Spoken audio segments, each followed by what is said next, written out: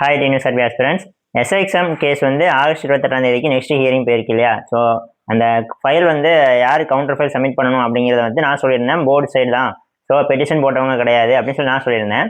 ஒரு சிலரோட வீடியோஸை வந்து பார்த்துட்டு வந்துட்டு, இல்லை ஸ்டூடெண்ட் சைடு தான், பெட்டிஷன் போட்டவங்க சைடு தான் வந்து கவுண்டர் பண்ண சொல்லி டைம் கொடுத்துருக்காங்க, ஸ்டூடெண்ட் தான் டைம் கேட்டிருக்காங்க அப்படின்ற மாதிரி பார்த்துட்டு வந்து என்னோட கமெண்ட்ல நீங்கள் சொல்லிட்டு இருக்கீங்க. இன்னுமே நம்ப மாட்டேங்கிறீங்க இல்லையா?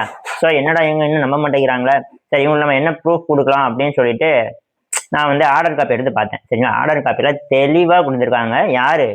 நம்ம ஃபர்ஸ்ட் ரெஸ்பாண்டன்ட். சரிங்களா? ஃபர்ஸ்ட் ரெஸ்பாண்டன்ட்னா யாரு சொல்லிடுறேன் ஃபர்ஸ்ட் உங்களுக்கு. Home secretary of home department. சரிங்களா? Secretary of home department. சரிங்களா? ஃபர்ஸ்ட் ரெஸ்பாண்டன்ட் வந்து ஹோம் டிபார்ட்மெண்ட் செக்ரட்டரி. அப்புறம் செகண்ட் ரெஸ்பாண்டன்ட் வந்து டிஜிபி. தேர்டு தான் chairman of TNUSRB board. Fourth வந்து member secretary of TNUSRB board. சரிங்களா? ஸோ இப்போ பெட்டிஷன் போட்டாங்களே, அவங்களுக்காக ஆஜரான அந்த அட்வொகேட் வந்து என்ன சொல்லியிருந்தாங்க அப்படின்னா, அந்த ஃபர்ஸ்ட் ரெஸ்பாண்டண்ட்டை வந்து கவுண்டர் ஃபைல் சப்மிட் பண்ண சொல்லி இன்சிஸ்ட் பண்ணியிருக்காங்க. இன்சிஸ்ட்ன்ற வேறு தான் அவங்க அதில் மென்ஷன் பண்ணியிருந்தாங்க ஆர்டர் காப்பியில். சரிங்களா? ஸோ அதுக்காக தான் அவங்க ஜட்மெண்ட்டுமே நெக்ஸ்ட் ஹியரிங்கில் நீங்கள் கவுண்டர் ஃபைல் சப்மிட் பண்ணணும்னு சொல்லிட்டு ஆர்டர் பாஸ் பண்ணி நெக்ஸ்ட் ஹியரிங் ஆகஸ்ட் 28 ஃபார் கவுண்டர்னு சொல்லி அப்டேட் கொடுத்துருந்தாங்க ஃபஸ்ட்டு. அதை பார்த்து தான் நான் வந்து உங்களுக்கு வீடியோ கொடுத்துருந்தேன். நான் சொன்ன மாதிரி தான் ஆர்டர் காப்பிலுமே இருக்குது. சரிங்களா? இப்போ உங்களுக்கு தெளிவாயிட்டா? பெட்டிஷன் போட்டதும் வந்து ஃபார் கவுண்டர்னு வராது. சரிங்களா? ஃபார் கவுண்டர் வந்துச்சுன்னா அது ரெஸ்பாண்டன்ட் தான் ரிட்டன் ரிப்ளை சப்மிட் பண்ணுறது. ஓகேவா? அதில் ஃபர்ஸ்ட் ரெஸ்பாண்டன்ட் சொல்லிட்டு தெளிவாக ஆர்டர் காப்பியில் இருக்குது.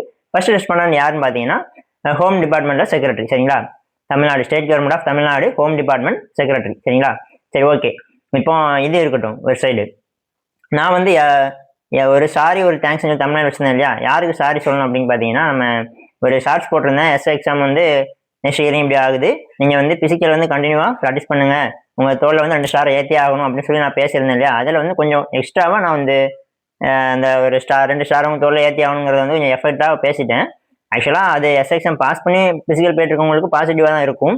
பட் எஸ்ஐ எக்ஸாமை தவற விட்டுட்டு அதை இழந்துட்டோமே அப்படின்னு சொல்லி வருத்தத்தில் இருக்கிறவங்களுக்கு அதை பார்க்கும்போது கொஞ்சம் வந்து அவங்க மனசு கஷ்டப்பட தான் செய்யும். ஸோ அதுக்கு வந்து அது ஒரு நபர் கூட, ஒரு பிரதர் கூட கமெண்ட் பண்ணியிருந்தாங்க. கொஞ்சம் பேட் கமெண்ட் தான். பட் ஆக்சுவலாக அந்த கமெண்ட் நான் ரிமூவ் பண்ணிட்டேன். பட் அவங்க ஹேட் பண்ணதுனால தான் அந்த கமெண்ட் அவங்க வந்து போட்டிருக்காங்க. ஸோ அதை நான் புரிஞ்சுக்க முடியுது. ஸோ அதுக்கு நான் அவங்ககிட்ட சாரி கேட்டுக்கிறேன் ப்ரோ. சரிங்களா? ஆக்சுவலாக நான் அந்தளவுக்கு கொஞ்சம் பேசுனது வந்து ஓவர் ஃப்ளோ, அதாவது ஒரு பேசுகிற ஃப்ளோவில் கொஞ்சம் ஓவராக பேசி. சரிங்களா? நார்மலாக பேசியிருக்கணும். ஏன்னா யாருமே நம்ம ஹேட் பண்ணக்கூடாது இல்லையா? ஓகே, அது என்னோட தப்பு தான். அதுக்கு சாரி. அப்புறம் தேங்க்ஸ் யாருக்கு அப்படின்னா, ஒரு கமெண்ட் மட்டும், ஒரு பிரதர் மட்டும் 100 நீங்கள் சொல்கிறதா ப்ரோ 100% கரெக்டுன்னு சொல்லி கமெண்ட் பண்ணியிருந்தாங்க. அதை கூட நான் பின் பண்ணி வச்சுருப்பேன். ஸோ ரொம்ப தேங்க்ஸ் ப்ரோ நம்மளுக்கு. ஏன்னா நம்ம வந்து கரெக்டான லேட்டஸ்ட் தான் கொடுத்துட்ருக்கோம்.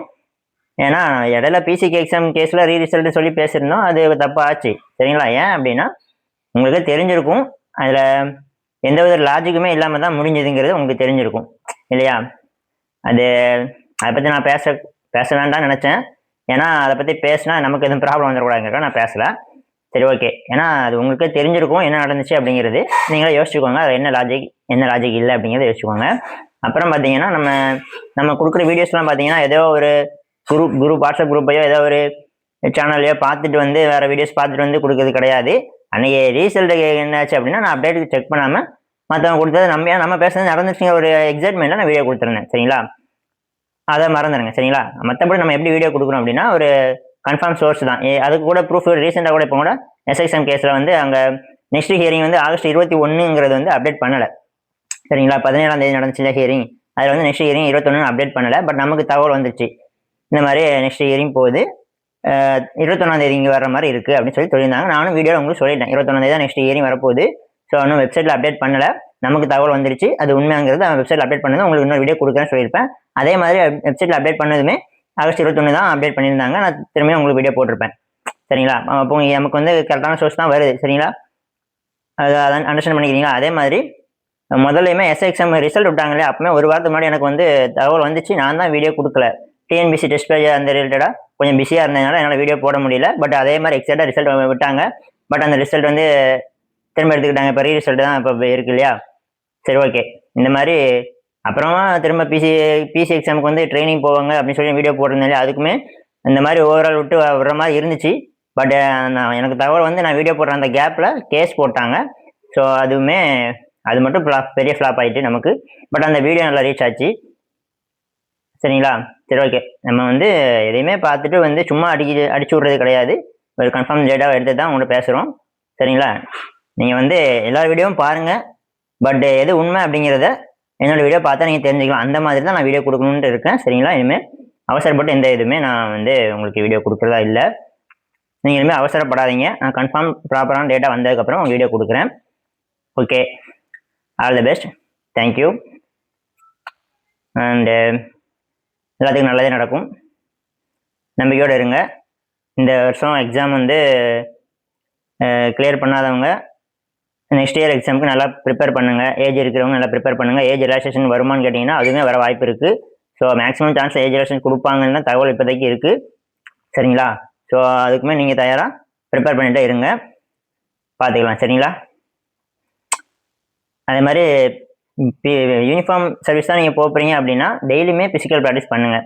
ரன்னிங் ஓடுறதா இருக்கட்டும், சரிங்களா, ரோப்புக்கு கிளிம்பிங் பண்ணுறதா இருக்கட்டும், லாங் ஜம்ப் ப்ராக்டிஸ் பண்ணுறதா இருக்கட்டும், எதுவாக இருந்தாலும் நீங்கள் வந்து டெய்லி பேசிஸில் வச்சுக்கோங்க. ரெகுலராக அதை ப்ராக்டிஸ் வச்சுட்டிங்கன்னா உங்களுக்கு ரொம்ப சிம்பிளாகவும் இருக்கும்.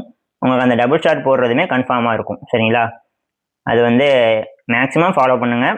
யாராக இருந்தாலும் சரி, புதுசாக உங்கள் தம்பி தங்கச்சி யார் வந்து எஸ்ஐ எக்ஸாம் பிசி எக்ஸாம் படிக்க வராங்க, இல்லை யூனிஃபார்ம் சர்வீஸ் தான் போகணும், டிஃபென்ஸில் தான் போகணும் அப்படின்னு நினைக்கிறாங்க அப்படின்னா, ஒரு ஜிடி எக்ஸாம் எதுனாலும் சரி, டெய்லி ரன்னிங் அந்த ஃபிசிக்கல் ஆக்டிவிட்டி கரெக்டாக ஃபாலோ பண்ணிங்கன்னா உங்கள் ஃபிட்னஸும் நல்லாயிருக்கும், உங்களுக்கு வந்து ரிசல்ட்டும் நல்லாயிருக்கும். சரிங்களா?